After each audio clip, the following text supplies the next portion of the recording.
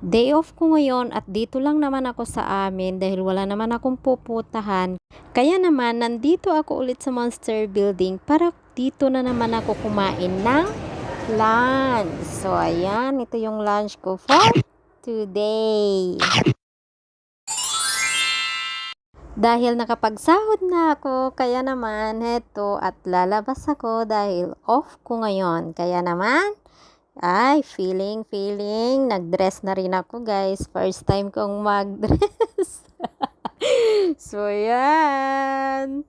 Ay, ewan ko, feeling ko lang magsuot ng ganito ngayon.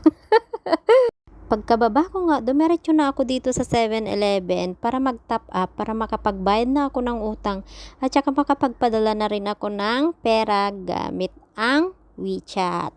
3 transaksyon ako ngayon sa utang, sa padala sa Pinas, at saka para sa emergency fund. Yan.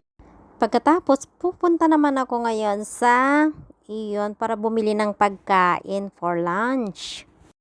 Habang naglalakad ako guys, papunta doon sa bilihan ng pagkain.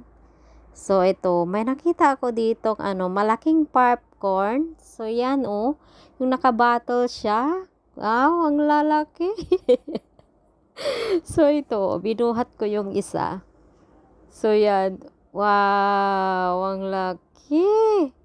Pero tignan mo naman, ang mahal, $50 isa.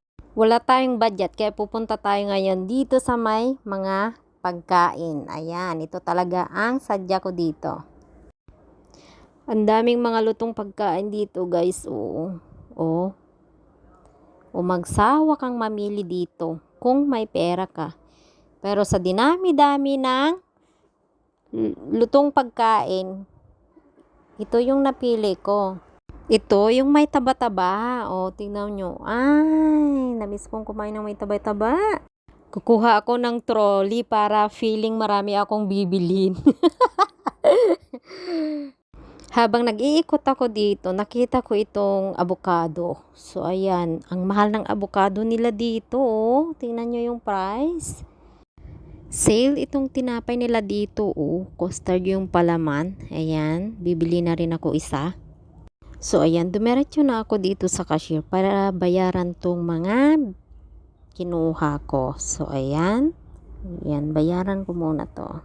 Pagkatapos ko mabayaran itong mga binili ko, ayan, paalis na rin ako dito. Pagkatapos ko sa iyon, dumaan na nga ako dito sa Welcome para bumili ng tubig at saka avocado. Tapos dumiretso na ako dito sa kinakainan ko. Sakto naman, paalis na itong mga nakaupo dito. Habang naghahanap ako dito ng pamunas sa kamay ko, tignan nyo, may magjowa sa likod ko. Ang cute nila, no? Kain na tayo guys. Unahin ko nga munang kainin tong avocado. Sabayan nyo na rin akong kumain dyan. So pagkatapos kong kainin yung avocado, ito naman yung isinunod ko. Ito guys, gusto ko taba-taba. Lalo na pag adobo. Sana ito. Sarap.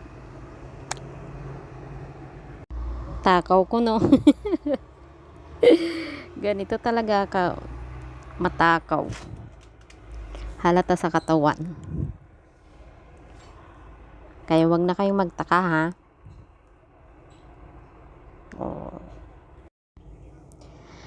Pagkatapos kumain, ayan, nag-stay muna ako ng ilang minutes bago ako umuwi.